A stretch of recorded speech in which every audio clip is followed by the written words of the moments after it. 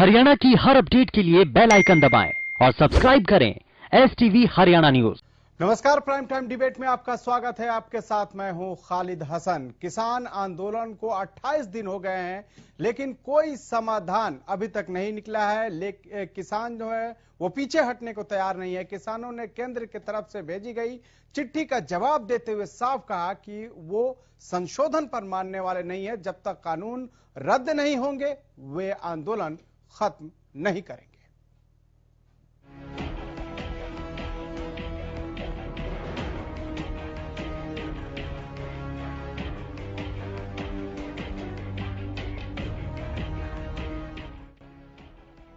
किसानों का आंदोलन 28वें दिन भी लगातार जारी है। दिल्ली की सीमाओं पर हाड़ कपा देने वाली सर्दी का सितम भी किसानों के हौसलों को नहीं तोड़ पा रहा, तो वही किसानों का रोटेशन अनशन भी लगातार जारी है।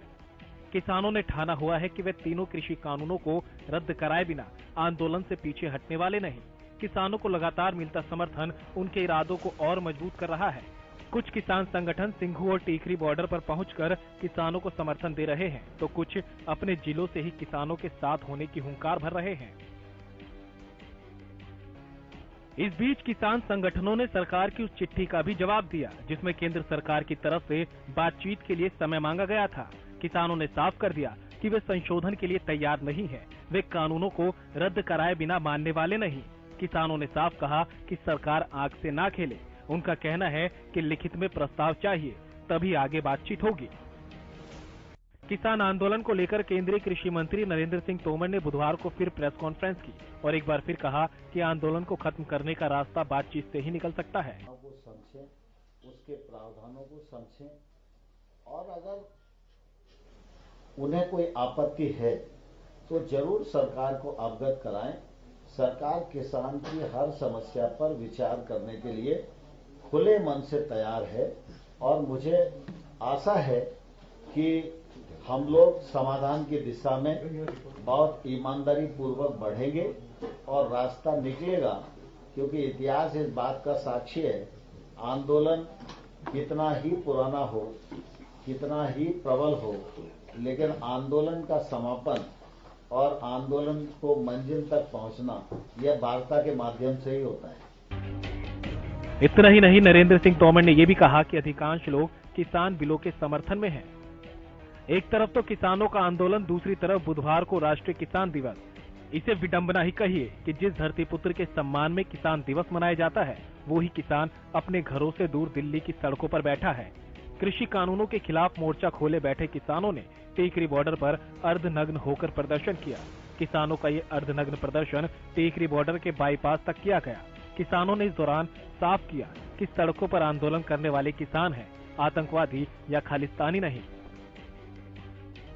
इस बीच बहादुरगढ़ में राष्ट्रीय किसान दिवस पर किसानों ने ऐलान किया कि वे एक वक्त का खाना त्यागेंगे, तो वहीं किसानों ने समर्थन वापसी का जो ऐलान किया था, उसके तहत अभियान की शुरुआत भी की गई।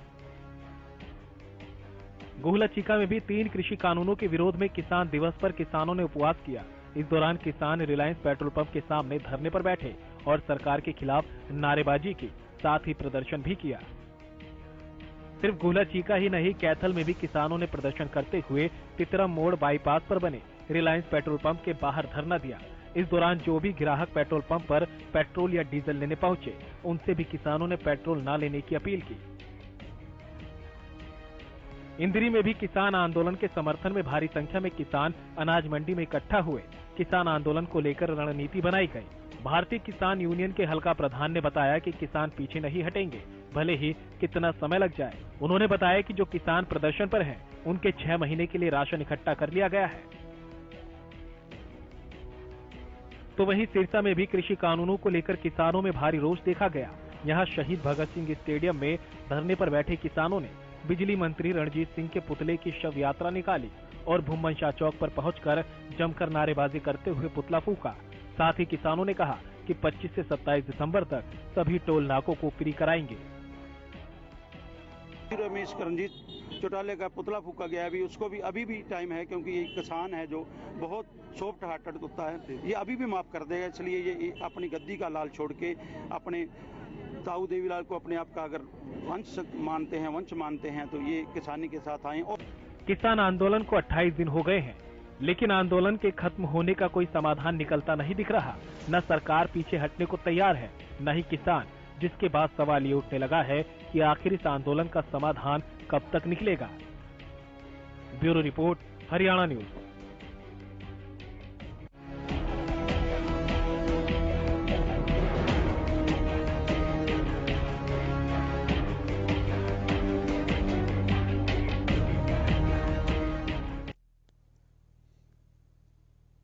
तो 28 दिन बाद भी ढाक के 3 पात, यानी कि 26 नवंबर को जब किसान दिल्ली के बॉर्डरों पर पहुंचे थे, तब भी उनकी एक ही मांग थी कि सरकार तीनों कानूनों को वापस ले, और आज भी उनकी वही मांग है। उन्होंने सरकार की तरफ से जो गतिरोध खत्म करने के लिए प्रस्ताव दिया गया था, उसको ठुकरा दिया है और कहा है कि एक सार्थक प्रस्ताव अगर सरकार भेजती है तो उस पर वो चर्चा के लिए तैयार है। हम चर्चा को आगे बढ़ाते हैं, उससे पहले हम अपने सभी गेस्ट के सदस्यों को मिलवा देते हैं आपसे। प्रहलाद सिंह भारूखेड़ा, किसान नेता, हमारे साथ जुड़ चुके हैं। सर, स्वागत है आपका। विजेंद्र सिंह, प्रवक्ता बीजेपी, वो भी हमारे साथ जुड़ चुके हैं। सर, आपका भी स्वागत है। धन्यवाद। वेणु अग्रवाल, प्रवक्ता कांग्रेस, हमारे साथ जुड़ेंगी। इसके अलावा सुखवंत सिंह, प्रवक्ता एनएलओ, हमारे साथ जुड़ चुके हैं। आप तमाम गेस्टों का बहुत बहुत स्वागत है। सबसे पहले विजेंद्र सिंह, आपके पास 28 दिन हो गए लेकिन समाधान का कोई रास्ता नहीं दिख रहा है। क्या आप लोग इस इंतजार में हैं कि आंदोलन लंबा खींचे और अंत में इसका किसान अंत करके चले जाएं? क्या इस भरोसे छोड़ दिया गया है?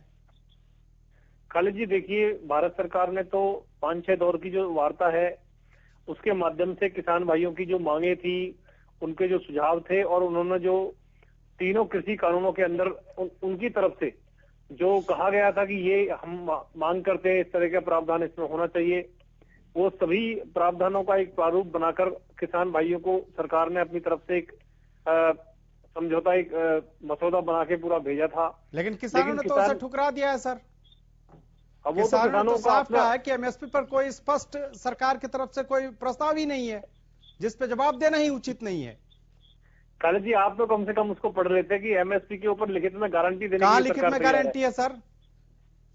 लिखित में कहाँ गारंटी है? अगर गारंटी होती सर तो क्या गारंटी, क्या तो किसान तो कह रहे हैं कानून बना। मुझे कम से कम, खालिद जी देखिए, आपसे कम से कम ये उम्मीद नहीं थी नहीं कि आप भी मतलब इस तरह से अनजान बनेंगे कि आप अनजान नहीं है सर, अनजान नहीं है। किसान कह रहे हैं कि जो प्रस्ताव आया उसमें कुछ भी नया नहीं है। अरे सुनिए, आप तो एंकर महोदय, आप तो कम से कम अपडेट रहिए। आप सर, मैं अपडेट हूँ, पूरा अपडेट हूँ, और अभी भी अपडेट हूँ, और 5 बजे सिंघू बॉर्डर पर जो किसानों ने कहा है उससे भी अपडेट हूँ। खालिद जी, मैं आपकी जानकारी बढ़ा देता हूँ। सरकार ने जो लिखित समझौता, जो सरकार ने मसौदा बना के जो भेजा, उसमें सबसे पहले एमएसपी लिखा हुआ है कि एमएसपी हम लिखित में गारंटी देने के लिए तैयार है। कानून के लिए लिखा, कानून लिखा हुआ, कानून बना के देंगे। क्या बात कर रहे हैं आप? लिखित में सरकार देने के लिए तैयार है पहली बार देश के अंदर।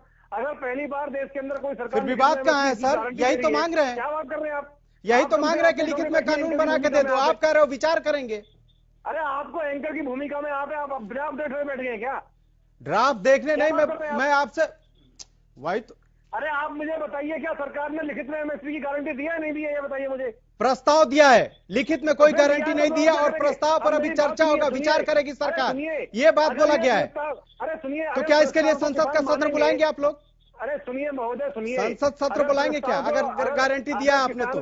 अरे सुनिए खालिद जी, बोलिए। वो प्रस्ताव को मानेंगे किसान भाई तो सरकार साथ साथ उसमें संशोधन कर देगी, लेकिन माने तो सही उसको कम से कम। आप कैसी बात कर रहे हैं?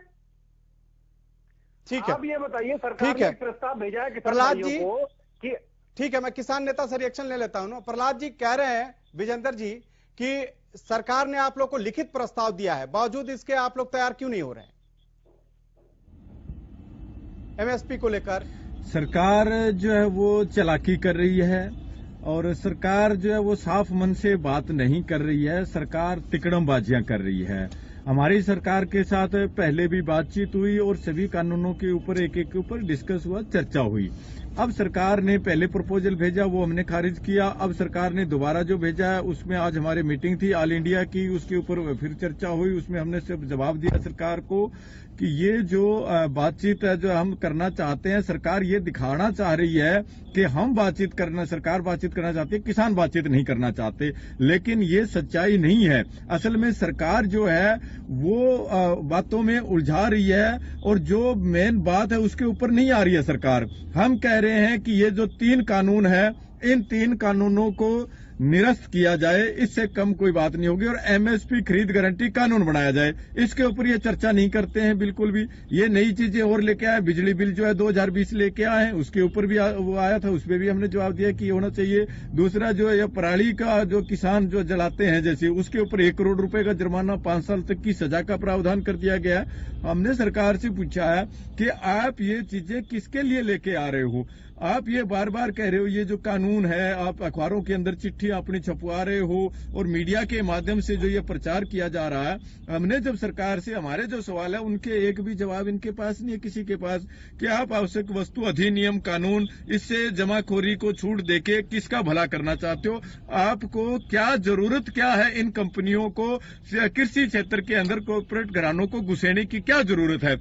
हमने देखा जहां जहां भी ये कंपनियां आई है वहां हालत क्या हुई है। बिजली बोर्ड के अंदर आए, ये प्राइवेट सेक्टर आया, बिजली महंगी हो गई है। हमारे शिक्षा के अंदर प्राइवेट सेक्टर आया, आज हमारी शिक्षा महंगी हो गई है, आम आदमी उससे शिक्षा से दूर हो गया। और हमारी जो इलाज है, दवाइयां हैं, हॉस्पिटल है, मल्टीप्लेक्स हॉस्पिटल बन गए, वहां पे प्राइवेट सेक्टर आया, आज गरीब आदमी उसका इलाज नहीं कराना चाहते। अब ये जो कृषि क्षेत्र बचा, इसके अंदर भी ये प्राइवेट सेक्टर को इस तरीके से घुसेड़ना चाहते हैं। इसमें सरकार को क्या फायदा हो रहा है, क्या लाभ हो रहा है? ये बार बार क्यों उनको लाभ पहुंचाने की बात कर रहे हैं?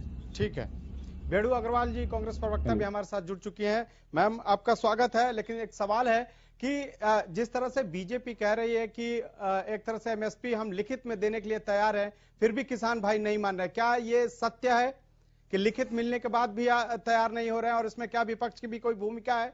नहीं, आप ये बताइए, वो कह रहे हैं कि हम लिखित में देने को तैयार हैं। लिखित में दे क्यों नहीं रहे हैं? वो कानून बनाकर ला क्यों नहीं रहे हैं? उन्होंने जब ये 3 काले कानून रातों रात बना दिए, कोरोना काल में, आपत्ति के टाइम में फटाफट से उन्होंने इसके ऊपर काम किया, तो फिर क्यों झूठे वायदे कर रहे हैं? वो आज फिर वो बरगला रहे हैं बेचारे किसानों को, आज फिर झूठ बोल रहे हैं, क्योंकि झूठ बोलना इनकी आदत है, झूठ की राजनीति करना इनकी आदत है। एक नहीं 10 एग्जाम्पल मैं आपको यहाँ पर कह सकती हूँ, लेकिन मुद्दा आज हमारा किसानों का है। इनको केवल झूठ की राजनीति करनी है, प्रेम की राजनीति करनी है। कहते हैं एमएसपी का ये लिखित में दे देंगे, भाई लिखित में आप कानून लेकर लाकर देते क्यों नहीं है उनके हाथ में? ठीक है, सुखवंत जी, क्या बातचीत से कहीं ना कहीं एक तरह से जो बातचीत का लंबा वक्त खींच रहा है, क्या इस तरह से किसानों पर असर नहीं होगा? जो एक तो बातचीत की डोर टूटी हुई है, लगातार एक तरफ से सरकार प्रस्ताव उनको दे रही है, लेकिन जो किसान है उन्होंने उस प्रस्ताव को ठुकरा रहे हैं और इसके वजह से ये आंदोलन है लंबा खींचते जा रहा है। खालिद भाई, जिस व्यक्ति का डेथ वारंट जारी कर दिया हो उसमें संशोधन क्या होता है? अब सरकार ये कहे कि जी किसानों को कि आपका डेथ वारंट तो हमने जारी कर दिया, अब आपको फांसी तोड़ने से पहले या आपकी डेथ से पहले आपको अच्छा भोजन दे देंगे या आपकी डेथ इस प्रकार से करेंगे। संशोधन की आवश्यकता नहीं खालिद भाई। आवश्यकता इस बात की है कि इस डेथ वारंट को जो 3 काले कानूनों के रूप में इनको विद इंस्टेंट इफेक्ट विड्रॉ किया जाए। यहां पे सरकार जो है वो बिल्कुल, अब एक बात बताओ आप कि कॉर्पोरेट के प्रहलाद सिंह जी ने अभी गिनवाए और बिल्कुल फैक्ट है वो कि जिस फील्ड में कॉर्पोरेट लोग आते चले गए, उस फील्ड में आम लोगों का जीना उन्होंने दुश्वार कर दिया, महंगाई बढ़ी है। और कृषि क्षेत्र जहां अनाज प्रत्येक व्यक्ति की जरूरियात है, उसको किस प्रकार से उसका एक्सप्लोटेशन होगा, और एसेंशियल कमोडिटी एक्ट में बदलाव करके इन लोगों ने वो क्लियर कर दिया है। अब जैसे विजेंद्र नेहरा जी यहां पे ये कह रहे थे कि सरकार बार बार प्रस्ताव दे रही है। अरे डेथ वारंट के ऊपर आप क्या प्रस्ताव दोगे? डेथ वारंट किसानों के जारी करके आप क्या प्रस्ताव दे रहे हो कि हम ये कर देंगे जी, वो कर देंगे, आपको फांसी जो है ना वो थोड़े 2 दिन बाद तोड़ेंगे, आपको अच्छा खाना खिलाएंगे मारने से पहले। ये क्या प्रस्ताव है? किसानों की मांग है और बिल्कुल इंडियन नेशनल लोकदल उसका समर्थन करती है। और कांग्रेस की जो प्रवक्ता बोल रही थी कि संशोधन, वेणु जी नाम है शायद इनका, वेणु जी, हम विपक्षी दलों की ये आज के दिन वो है कर्तव्य है कि हम किसानों की मांग के साथ सिर्फ एक ही मांग रखें कि सरकार इन 3 काले कानूनों को वापस ले, क्योंकि ये किसान के डेथ वारंट हैं। इसमें कोई भी रिलैक्सेशन दे करके, एक डेथ वारंट ही रहता है, उसमें कितनी रिलैक्सेशन दे दो। ठीक है, तो इसमें विजेंद्र जी आखिर क्या वजह है कि ये बातचीत जो है वो डिरेल हो जा रही है? देखिए, सबसे पहले तो खालिद जी, जैसे आपने किसी के बीच में नहीं बोला, उम्मीद करता हूँ कि आप मुझे भी टाइम। हाँ बिल्कुल बिल्कुल, आपको टाइम। हाँ, क्योंकि आपने पहले बोलने का मौका ही नहीं दिया, आपने बीच में बिल्कुल दिया था सर मौका। देखिए, नहीं दिया आपने। अब सुनिए मेरी बात, मैं आपको बताना चाहूंगा सबसे पहले तो, क्योंकि मैं कहना चाह रहा था कि आज हमारे जो किसान मसीहा रहे हैं और पूर्व प्रधानमंत्री चौधरी चरण सिंह जी की आज जयंती भी है, तो उनकी जयंती पे उनको मैं नमन करता हूँ। अच्छा होता कि इस जयंती पर कोई समाधान आप लोग निकाल देते, किसान घर चले जाते। खालिद जी बिल्कुल, आप मेरी बात पूरी होने के बाद अपने सवाल करिए। मैं जो अभी हमारे किसान नेता ने जो बात कही थी, मैं उनका जवाब देना चाहूंगा कि जहां जहां जिस जिस क्षेत्र में अगर आपसे सबसे पहले रेल का उदाहरण देके आपसे मैं बात करूं, तो पहले हमारे पास रेल थी, अब हमारे पास मेट्रो आई है, तो क्या मेट्रो आने से रेल बंद हो गई है? क्या हमारे पास पहले जो रोडवेज बस थी, उसके बाद प्राइवेट बस और अपनी गाड़ियां जब चली है, तो क्या रोडवेज बंद हो गई है? क्या हमारे पास पहले जो सरकारी स्कूल थे, प्राइवेट स्कूल खुलने से क्या सरकारी स्कूल बंद हो गए? क्या आपके जो मीडिया, जिस चैनल पे आप डिबेट करा रहे हैं इलेक्ट्रॉनिक मीडिया के माध्यम से, क्या दूरदर्शन बंद हो गया है? पहले इतनी खुली छूट मिलती थी, इतनी डिबेट होती थी दूरदर्शन पे, इतने विचारों का आदान प्रदान होता था। अरे कृषि के जब हर चीज के अंदर जब प्राइवेटाइजेशन जब आई है, पूंजी निवेश आया है, प्राइवेट व्यापारी निवेश लेके आए हैं, तो वो उसकी बढ़ोतरी हुई है और वो सरकारी चीज कभी खत्म नहीं हुई है। और जब किसानों के अंदर जो ये चाहते हैं हर चीज में मॉडर्नाइजेशन आ जाए, हर चीज के अंदर आ जाए, लेकिन कृषि में ना आए। अरे कृषि के अंदर भी जब आएगा तो क्या सरकारी मंडी बंद हो जाएगी? क्या एमएसपी बंद हो जाएगी? आज भी एमएसपी वैसी ही चली हुई है, आज भी मंडी वैसी ही चली हुई है। आज बाजरे की जब पिछली बार 3 लाख मीट्रिक टन की खरीद हुई थी, इस बार 6 लाख मीट्रिक टन बाजरे खरीद हुई है हरियाणा के अंदर। और मंडी का एमएसपी का जो पुराना सिस्टम है वो वैसे ही चला हुआ है। जिस भाई को दिक्कत है, परेशानी है, वो मंडी में जाए, एमएसपी पे अपनी फसल को बेचे। जिसको एमएसपी से ज्यादा पे अपनी फसल को बेचना है, वो मंडी से बाहर अपनी फसल को बेचे। सरकार ने एक रास्ता दिखाया है कि भाई पुराने समय में रेल चलती थी, आज मेट्रो भी आपके पास उपलब्ध है, आप चाहो मेट्रो से जाओ, चाहे रेल से जाओ, मर्जी आपकी है। किसान की मर्जी है वो मंडी में एमएसपी पे बेचे या मंडी से बाहर प्राइवेट व्यापारी को या अपनी फसल को बेचे।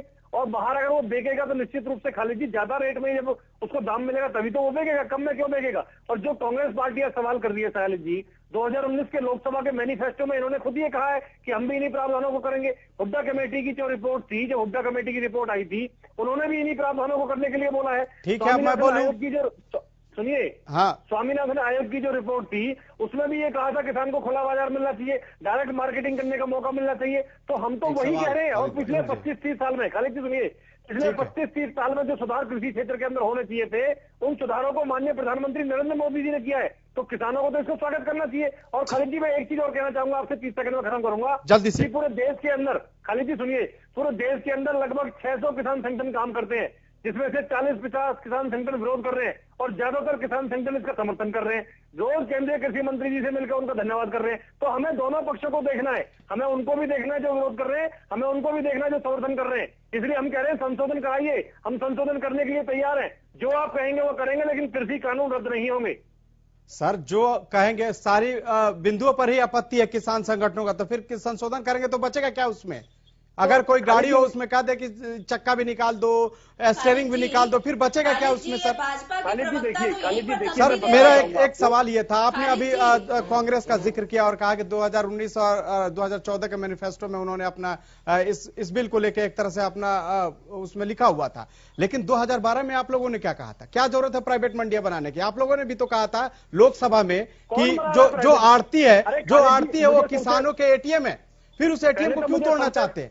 पहले तो मुझे सबसे बड़ी आपत्ति ये है कि आप एंकर की भूमिका में है, किसी राजनीतिक पार्टी के। मैं किसी राजनीतिक, मैं सवाल करने की भूमिका में हूँ। आप अपडेट, अरे सुनिए, मैं सवाल करने की भूमिका में, बहुत गलत बात है आपकी, सवाल करने की भूमिका में हूँ।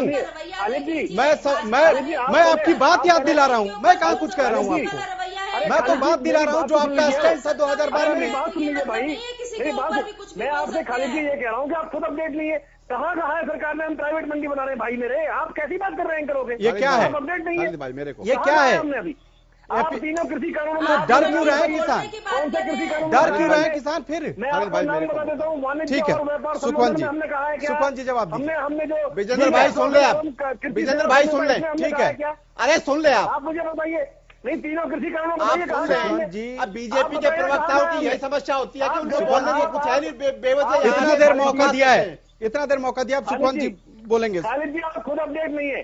सर मैं बहुत अपडेट हूँ, ये बार बार आप हमें याद ना दिलाइए, हमारा यही काम है। जब हमने आपको पुरानी बातें याद दिलाई तो आप हमें अपडेट होइए, आप अपडेट हो क्या आइए, उसका प्रूव करिए, आप अपडेट हो क्या आइए कि लोकसभा में क्या कहा गया था स्वर्गीय अरुण जेटली जी ने, राज्यसभा में क्या कहा था उस समय? खालिद जी मुझे ये बता दीजिए कौन से कृषि कानून में हमने कहा तीनों में से हम प्राइवेट मंडी बनाएंगे, बताइए, या फिर गलती मानी है?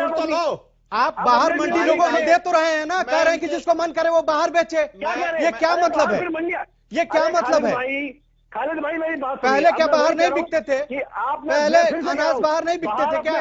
अरे भैया, ओपन मार्केट करिए, सर, हमने मंडियां बनाने के लिए गजब। नहीं कहा है। आप हमने आवाज कहा बंद है करो भाई। प्राइवेट व्यापारी को ठीक है। ओपन मार्केट में अपनी फसल बेच सकते हैं। ठीक है प्राइवेट विजेंद्र जी, मंडी के लिए किसी ने नहीं कहा। विजेंद्र जी आप ठीक अपने है। ढोले बैठिए। सुखवंत सिंह आप बोलिए। सबसे पहले तो खालिद भाई, अभी जो चौधरी चरण सिंह को जो ये श्रद्धांजलि दे रहे थे, इन्हीं की सरकार ने कल उनके परिवार को भी इस बात की अनुमति नहीं दी कि वो किसान घाट पर जाकर अपने पूर्वज को श्रद्धा सुमन अर्पित कर सके। ये इन्हीं की सरकार ने कल जब वो मांगी गई परमिशन तो इन्होंने रद्द कर दी। ये इन लोगों का रवैया है। और अच्छा होता कि यहां पर बैठ के प्रवक्ता साहब कह रहे हैं तो प्रधानमंत्री जी जाते, क्योंकि चौधरी चरण सिंह इस देश के किसानों के बहुत बड़े मसीहा है। ये घड़ियाली आंसू नहीं है। दूसरी बात मैं विजेंद्र जी को यह कहना चाहता हूं कि जो वो कह रहे हैं ना कि ओपन मार्केट में, इन्हीं को नॉलेज नहीं है। अगर ये कानून पढ़ें और 1961 का Punjab agriculture market producing act पढ़ें तो उस एक्ट में साफ है किसान अपने उत्पाद को कहीं भी बेच सकता है। आज भी कोई ऐसा कानून नहीं है जो उसको रोकता हो। अब यहां पे मंडी कैसे खत्म होगी? बार बार बता चुके हैं विजेंद्र भाई, आप लोगों को नॉलेज नहीं है, पता नहीं आप यहां पे आके क्या करते हो। किसान अब भी बेच सकता है अपने उत्पाद को, खेत में, सड़क पर, गांव में, शहर में, कहीं भी बेच सकता है। मंडी पर तो मंडी इसलिए बढ़ाई गई थी क्योंकि मंडी कमर्शलाइजेशन जिसको करना है वो मंडी में ही खरीद पाएगा। दूसरी बात, आप एक सवाल का जवाब दे मेरा। चौधरी छोटराम ने मंडियां बढ़ाई तो क्या आप ये मानते हो कि चौधरी छोटराम ने जितने भी कानून बढ़ाए वो सब किसानों के विरुद्ध थे और आप लोग ही किसान मसीहा हो जो चौधरी छोटराम के बनाए हुए कानूनों को खत्म करना चाहते हो? आप ये साफ जवाब दें, क्या चौधरी छोटराम के बनाए हुए कानून गलत थे क्या? विजेंद्र जी बोलिए। देखिए खालिद जी, पहले तो पंजाब एक्ट का पूरे देश के अंदर एग्जाम्पल दे रहे हैं, यही गलत है। बहुत अच्छी जानकारी लेके आए हैं और ये किसान मसीहा हरियाणा पंजाब में तो है। अरे सुनिए भैया, हरियाणा पंजाब में तो है। अरे सुन लीजिए भाई, आपकी समस्या ये है कि हरियाणा पंजाब की बात करें, जब देश की करोगे देश की करोगे, हरियाणा पंजाब की करोगे। अरे सुन तो लीजिए, पहले अगर किसान ओपन मार्केट में अपनी फसल को बेचता था खालिद जी तो उसके चालान काटे जाते थे। मार्केट कमेटी के अधिकारी उनका चालान काटते थे। कौन सा एक्ट रोकता था उनको बेचने से? अरे सुन लीजिए भाई साहब, आप एक्ट बताए ना, गलत बयान ना करें। आप कानून बताए, कौन सा कानून किसान को अपने उत्पाद को बाहर बेचने से रोकता था? लीजिए आप कंडेला कांड के अंदर किसानों पर गोली चलवाने अरे वाले ये बात, ये बकवास करने लगोगे आप? मुझे आप बताइए, कानून की बात करें, आप बताएं। यहाँ टीवी पर बैठ समाधान के गलत बात ना करें। 28 दिन हो गए, आप कोई वो समाधान कानून नहीं बताएं किया, जो तो आप किसानों इसी को पे अपने उत्पाद को बाहर बेचने से रोकता था। अरे अभी बड़ौदा के किसानों ने आपकी जमानत जब्त की है भाई साहब, अभी जमानत जब्त की है किसानों ने। अब सुन लीजिए, मैं आपको बताता हूँ। देखिए मेरे फतेहपुर बिल्लौद गांव के अंदर, कानून का नाम मैं बताएं। सागरपुर गांव का रहने वाला हूँ। आप सुन लीजिए भाई बताएं साहब, जो किसानों को आपकी रोकता पीड़ा था मैं बाहर समझ बेचने रहा हूँ। से। इनेलो विलुप्त हो चुकी है, खत्म हो चुकी है, इसलिए आपकी पीड़ा अरे मैं समझ रहा इनेलो हूँ। की छोड़ो, आप कानून का नाम बताओ। गुंडा बदमाशों की जो पार्टी थी ना वो खत्म हो आप चुकी है। मैं सुन जो लीजिए सवाल मेरी पूछ रहा हूँ वो बताओ, इधर अरे उधर सुन मत लीजिए बात भैया, करो। उसके ठीक है, बाद तो सुन आप लीजिए दोनों रुक जाओ। मैं मैं बताना सीधे चाहता हूं कि खालिद प्रहलाद जी, सिंह भारूखेड़ा के पास जाना चाहता हूं। भारूखेड़ा जी, खालिद जी ये देखिए, मैं बता इनकी बात का सर जवाब ले लीजिए मेरे आप से। लोग बात मैं कंप्लीट, बताना जो चाहूंगा- मेरा मकसद है कि 3 कृषि कानून पर बात लोगों तक पहुंचे, किसानों तक पहुंचे। आप लोग अपनी राजनीतिक चीजें इसमें लेके आते हो खालिद जी, मैं जिसके इनके वजह जवाब ले से लीजिए। मुद्दा भटकता अरे है। इनके सर जवाब तो ले लीजिए। बोलिए जल्दी से। खालिद जी, मैं इनको बताना चाहूंगा, मेरा फरीदाबाद जिला है, मेरा सागरपुर गांव में, मेरे साइड में फतेहपुर आ रहा हूं गांव में भारूखेड़ा साहब, 800 आपके एकड़ पास में- आ रहा हूं। सुनिए, 800 एकड़ में मेरे यहाँ फूलों की खेती होती है और मार्केट कमेटी की फीस दिल्ली में 10% थी। वो फूलों को देखने के लिए दिल्ली जाते थे, रास्ते में चालान करते थे उनके, और इनके राज में इन्होंने कितने किसानों के चालान काटे हैं पूछिए इनसे। मार्केट कमेटी के अधिकारी चालान काटते थे। किसान पहले ओपन मार्केट में अपनी फसल को नहीं बेच सकता था, वो बेचता जरूर था खालिद जी, वो बेचता था, लेकिन वो गैर कानूनी रूप से उसके चालान काटे जाते थे। हाँ, तो मैं यही पूछ रहा हूं, कौन सा कानून रोकता था, उस कानून का नाम बताओ। आज हमारी सरकार ने उसको अधिकृत कर दिया है कि आज देश के अंदर कहीं भी किसान यही झूठ बोल रहे हो विजेंद्र जी। आप कानून का नाम नहीं बता पा रहे, आप उस कानून का नाम बताओ जो किसान को रोकता था। और आप पहले इसका किसान कहीं भी बेचने के लिए। खैर भारूखेड़ा जी, इस समस्या का समाधान कैसे निकलेगा? 28 दिन बीत गए, अब महीना लगने वाला है। दूसरा नाम है भ्रष्टाचार की। एक तरफ किसान जो है वो लगातार डटे हुए हैं, वो यही मांग कर रहे हैं कि कृषि कानून सरकार वापस ले, लेकिन आपने अभी भी बीजेपी प्रवक्ता बेवजह को सुना है। प्लीज बड़ौदा में अभी जवान जब दिए किसान ऐसी लोगों की। बोलिए भारूखेड़ा जी। एक तो मैं ये कहना चाहूंगा, जो ये प्रवक्ता यहाँ पे बैठे हैं तो ये संयम बना के रखें, अपनी बात बोलने के बाद दूसरों की बात को सुनना भी चाहिए। बिल्कुल। असल में क्या हो गया, इस देश के अंदर जब किसान खुद ब खुद सड़क पे आ गया है तो ये जो राजनीतिक लोग हैं इनके पेट में सबसे ज्यादा दर्द है, चाहे वो सत्ता के अंदर है चाहे वो विपक्ष के अंदर है। इसलिए ये कोई डिबेट नहीं होने देना चाहते, आपस के अंदर ही एक दूसरे को गालियां निकाल के इसका ध्यान ही डाइवर्ट करना चाह रहे हैं। तो ये तो मैं कहूंगा इन चीजों से जरा ध्यान रखें। जो कृषि कानूनों की आज बात हो रही है उसके ऊपर चर्चा कीजिए। ये सबको जग जाहिर है कौन कितने पानी में, कौन किसको क्या है, सब पता है। आज यहाँ बात राजनीति की नहीं है, बात है देश को बचाने की है। सत्ता के अंदर आज बीजेपी बैठी है, इससे पहले कांग्रेस बैठी थी। जो सत्ता के अंदर लोग बैठे होते हैं वो जो विपक्ष वाले हैं वो उसके बारे में गलत बताएंगे।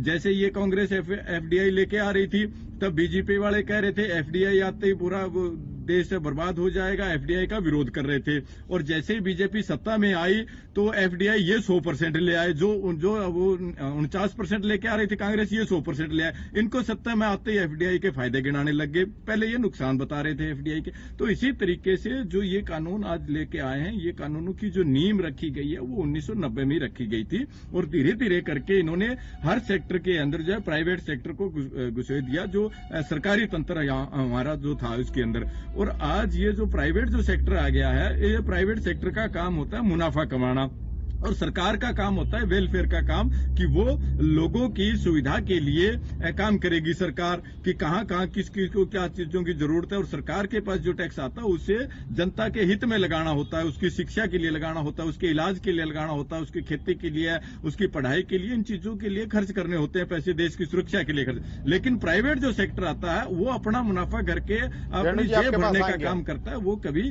वेलफेयर का काम नहीं करता है।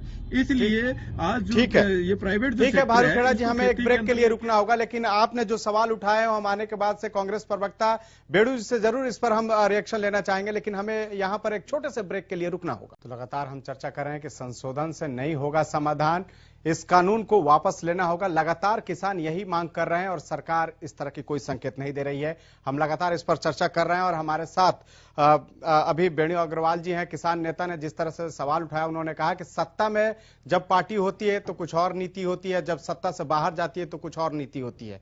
क्या बेणु अग्रवाल जी?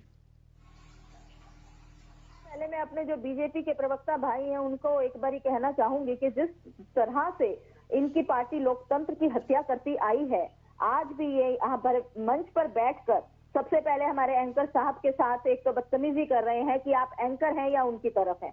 दूसरी बात ये कहते हैं, इन्होंने साफ साफ कह दिया कि संशोधन चाहते हो तो करवा लो, कानून तो वापस नहीं होंगे। क्या सरकार ने इनको कानून तो वापस नहीं होंगे, क्या सरकार ने इनको पूरा अधिकार दिया? इतनी बात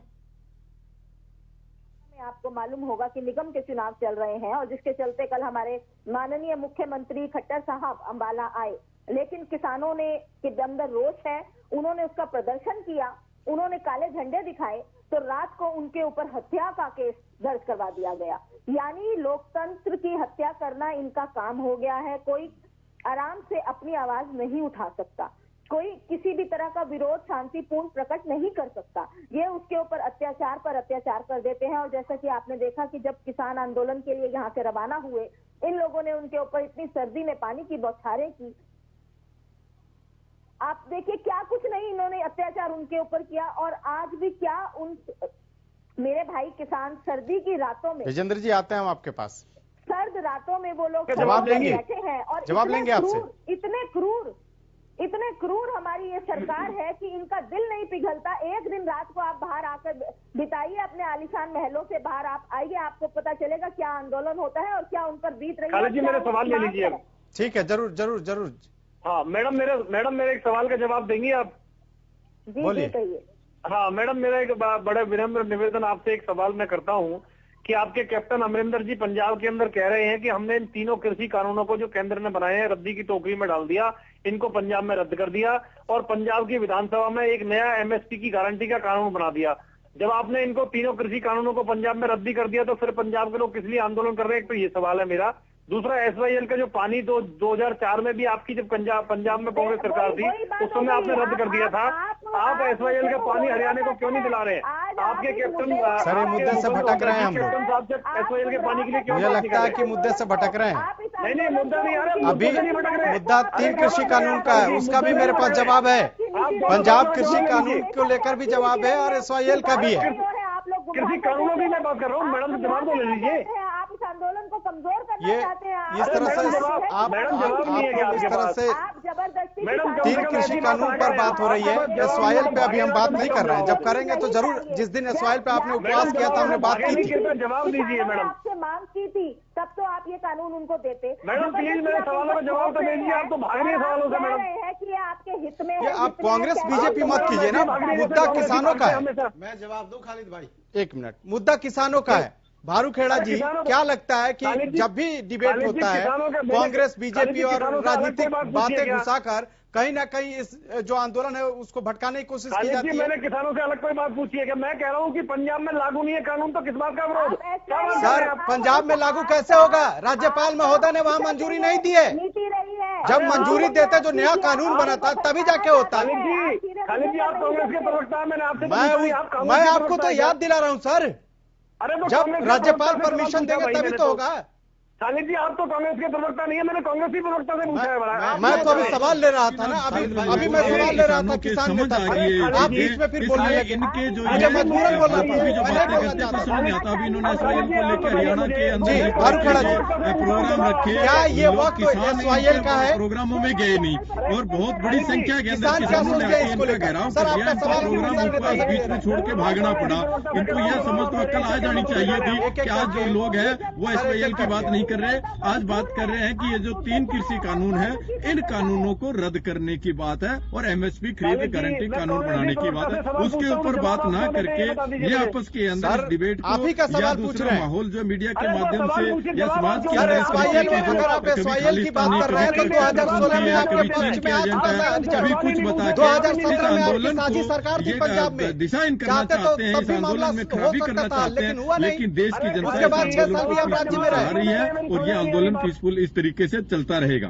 किसान की भी बात सुनिए। आप लोग अपने में लड़ते हैं और किसान की जो बात है वो कहीं ना कहीं मुद्दे से भटक जाती है। जवाब तो ले लीजिए मैडम से। हाँ जरूर लौटेंगे तो ले लेंगे, पहले किसान की बात तो सुन लें। उनको बुलाया है आपके पास, हो सकता है कि कोई ऐसी बात रखे जिससे आप समाधान का रास्ता निकाल सके। खालिद भाई मेरे को जवाब 1 मिनट जी सर, कंटिन्यू कीजिए भारू खेड़ा जी। हाँ, मैं ये कहना चाह रहा हूँ ये जो कृषि कानून आए हैं इन कानूनों के ऊपर चर्चा होनी चाहिए। जिस तरीके से ये लेके आए कि जो कानून जमाखोरी का कानून था कि कोई नहीं कर सकता, इन्होंने उस कानून को बदल के जमाखोरी की छूट दे दी है, तो ये देश हित के अंदर नहीं है। ये करार की जो बात कर रहे हैं कि कंपनी आके किसानों के साथ करार करेगी, जब कंपनी जो करार करेगी इनको कंपनी से क्या फायदा है? किसानों के साथ जबरदस्ती करार कराने के ऊपर ये क्यों तुले हुए हैं? बार बार इनसे ये पूछ रहे हैं आप करार क्यों कराना चाहते हैं, जब किसान कह रहे हैं हमने करार नहीं करना है। आप इनको जो कॉन्ट्रैक्ट खेती की तरफ लेके जाएंगे, बार बार ये दिखाया जा रहा है कि ये जो कानून है वो किसान हितैषी है, जबकि ये जो कानून है इसमें किसानों का हित कहीं नहीं है। इसमें जो कानून बनाए गए हैं ये पूरा का पूरा कंपनी जो है उनके हित की बात इसमें की गई और तमाम जो अधिकार दिए गए हैं इस कानूनों के अंदर वो कंपनियों को दिए गए। यहाँ पे कंपनी लीज के ऊपर जमीन लेगी, उसके अंदर देखो अब क्या लिख रखा है उन्होंने, अभी कंपनियां जमीन ले भी रही है, उसमें कंपनी किसान से 30 साल के लिए लीज पे ले लेती है जमीन और उस पे जो लोन है वो किसान नहीं ले सकता जो उसका जमीन का मालिक है, लेकिन कंपनी उसके ऊपर लोन उठा सकती है। देखो इसमें कितनी गड़बड़ हो रही है और कंपनी उस जमीन को दूसरी कंपनी को आगे लीज पे दे सकती है और किसान जो है वो 30 साल तक अपना करार नहीं तोड़ सकता। विजेंद्र जी जवाब दीजिए, जो आरोप लगाए हैं, जो बात मतलब ये जो षड्यंत्र जी खालिद जी सुनिए, देखिए मैं बताना चाहूंगा हमारे बहुत सम्मानित किसान नेता यहाँ पे बैठे हुए हैं हाँ। और बहुत अच्छी तरीके से वो किसानों का पक्ष भी रख रहे हैं। मैं उनको बताना चाहूंगा कि सरकार ने बड़े स्पष्ट रूप से तो ये कहा है कि कोई जोर जबरदस्ती नहीं है। आप कह रहे हैं कि अगर आप नहीं कॉन्ट्रैक्ट खेती करना चाहते तो आप बिल्कुल कॉन्ट्रैक्ट खेती ना करें। 95% जो किसान है वो मंडी में जाके अपनी फसल को बेचते हैं, MSP पे बेचते हैं। क्यों लेके आ रहे हैं आप? MSP लेके आइए ना, MSP खरीद गारंटी कानून बनाइए ना। अब देखिए मैं आपके बीच में नहीं बोला, आप सुन लीजिए पहले, फिर उसके बाद अपने नंबर पे आप बोलना। मैं आपको वही बता रहा हूँ कि आपसे कोई जोर जबरदस्ती नहीं है। जो किसान मंडी में जाना चाहते हैं वो मंडी में जाए, MSP पे बेचे।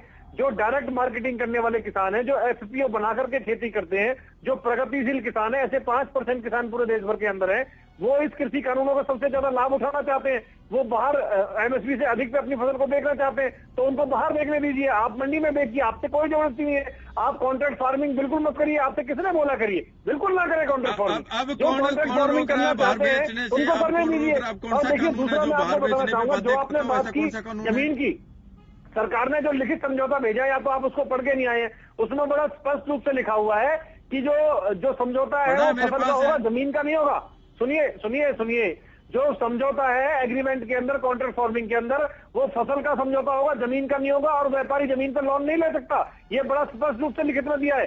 जैसे आप दूध देते हैं तो भैंस नहीं ले जाता आपकी उठा के कोई, दूध का समझौता होता है, इसी तरह से आपकी फसल का समझौता होगा, आपकी जमीन का नहीं होगा, जमीन आपके पास ही रहनी है। और यहाँ तक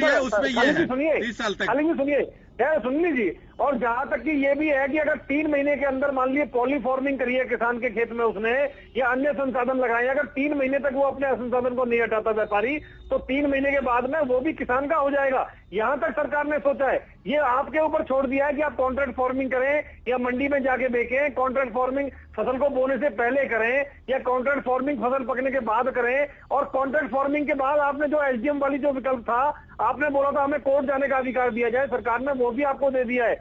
आपने बोला था मंडी से बाहर, क्योंकि मंडी में मार्केट कमेटी की फीस लगती है, बाहर भी टैक्स का प्रोविजन करें, वो भी राज्य सरकार को अधिकार दे दिया है। इसके अलावा जो कंपनी या एफपीओ आपके माल को बाहर खरीदेगा, उसके लिए आपने बोला था कि सरकार के पास उसका रिकॉर्ड होकर रजिस्ट्रेशन होना चाहिए। सरकार ने उस माल को भी आपने मान लिया है। जितनी पढ़ाई कर रहे हैं, क्या किसान नहीं समझ पा रहा है या समझा नहीं पा रहे हैं?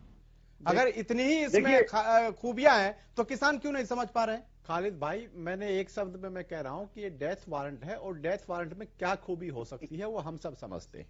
अब जहां तक विजेंद्र जी ये बात कह रहे थे कि इसमें कोई कॉन्ट्रैक्ट फार्मिंग करे या ना करे, मैं एक एग्जांपल के माध्यम से आपको समझाने की कोशिश करता हूं कि 2000 के आसपास जब केसीसी बनने शुरू हुए तो बैंक मैनेजर किसानों को बाकायदा चाय पिलाते थे बुला करके, और उनको कहते थे जी हमें सस्ता लोन आपको देंगे, आप ले लो। कॉर्पोरेट ने किस प्रकार से, बैंकों ने किस प्रकार से आज किसान के गले को दबा लिया है वो हम सबके सामने है आज 20 साल के अंदर अंदर।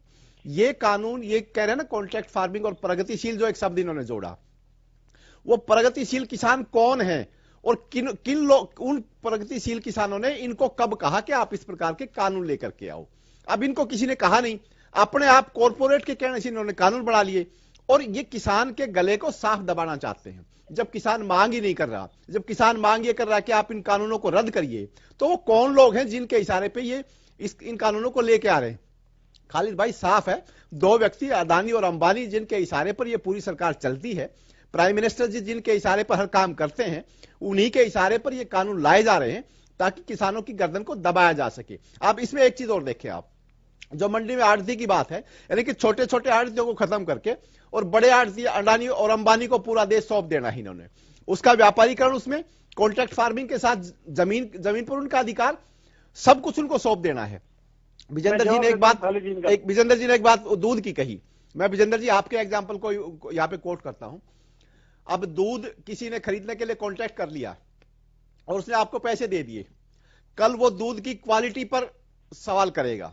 अब ये दूध की क्वालिटी कई चीजों पर डिपेंड करती है, मौसमी परिस्थितियों पर डिपेंड करती है, पशु के खाने पीने पर डिपेंड करती है। उसी प्रकार अगर फसल का कॉन्ट्रैक्ट होगा तो फसल की क्वालिटी के ऊपर वो कॉर्पोरेट, वो व्यापारी, वो कॉन्ट्रैक्टर उस चीज को विड्रॉ कर सकता है और किसान का एक्सप्लॉयटेशन कर सकता है। इस बात की आवश्यकता क्या है? जब इस देश का किसान आत्मनिर्भर और हरित क्रांति के माध्यम से इस देश का पेट भर सकता है, तो कॉर्पोरेट लोगों को खेती में आने की आवश्यकता क्या है? ठीक है। और क्यों इस जो सबसे लोवेस्ट और सबसे विश्वस्त ढांचा है आर्थिक प्रगति का, वेणु जी, उसको ध्वस्त करने की सरकार की योजना क्या लगता है कि जिस तरह से किसान जो बैठे हुए हैं धरने पर 28 दिन हो गया, इसमें विपक्ष की क्या भूमिका होना चाहिए? क्या विपक्ष सरकार पर दबाव नहीं बना सकता कि कम से कम बातचीत तो हो और जल्दी हो?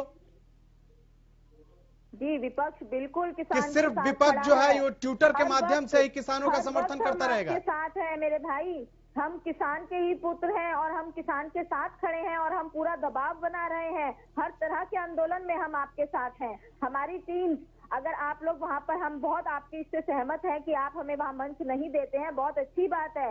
तो गुपचुप तरीके से हमारी टीम वहाँ पर मदद कर रही है किसानों की।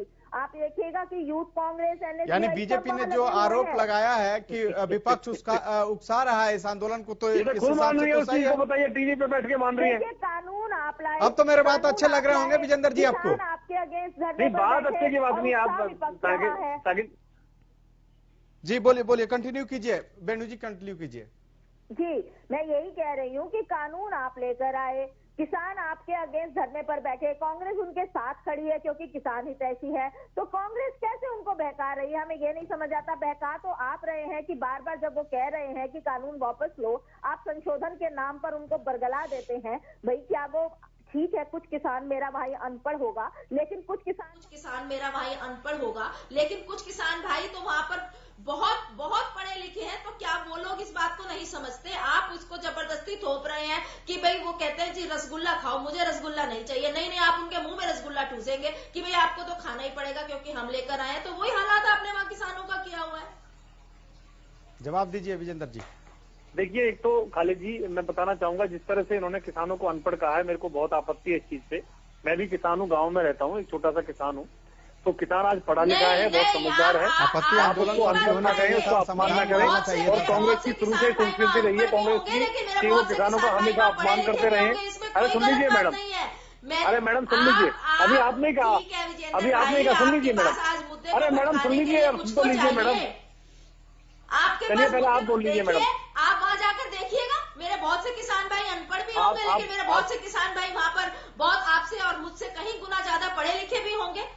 इसमें क्या गलत बात कही है मैंने, क्या झूठ कही है? नहीं तो आपको माफी मांगनी चाहिए, किसान को अनपढ़ कहने पे माफी मांग लेनी चाहिए आपको। इतने क्रूर क्यों हो रहे हैं? आपको माफी मांग लेनी चाहिए किसान को अनपढ़ कहने से पहले। के ऊपर आप सीधी सीधी बात बताइए। विजेंद्र जी आप भी कहते हो केवल अपने बहुत बात, विजेंद्र जी आप लोग भी कहते हो कि किसान को बहका दिया गया। धनदाताओं को केवल नहीं, देखिए अब अभी देखिए हमारे खालिद जी सुनिए, अब मैडम को चुप करिए, मेरा मैं अपना पक्ष रखता हूँ। देखिए सीधी सीधी बात है, आपको मौका तो दिया है सर, अन्नदाता एक तरफ है, आप पक्ष रख ही नहीं रहे। अन्नदाताओं का फायदा उठा रहे हैं। मैडम बोल रही है तो मैं कैसे बोलूँ इनके बीच में, बताइए। उन्हीं के धन के ऊपर हम तो महिला को सम्मान देते हैं खालिद जी, उनकी बदौलत वो इलेक्शन जीते हैं, तो आज उनको फायदा उठाने के लिए हम तो महिला को सम्मान देते हैं, इसलिए इनको चुप करिए तो मैं बोलूँ खालिद जी। बेड़ू जी ठीक है, जवाब ले लेते हैं, बोलिए जल्दी से बोलिए सर। देखिए मैडम, मैं आपको एक तो बताना चाहूंगा कि बहुत अभी जैसे मेरे भाई साहब कह रहे थे अडानी अंबानी का बहुत जिक्र करते हैं, तो मुझे तो ऐसा लगता है कि जैसे अडानी और अंबानी 2014 के बाद ही करोड़पति अरबपति बने हैं, उससे पहले तो राहुल गांधी जी के साथ खड़े होकर छोले कुलचे की रेडी लगाते थे।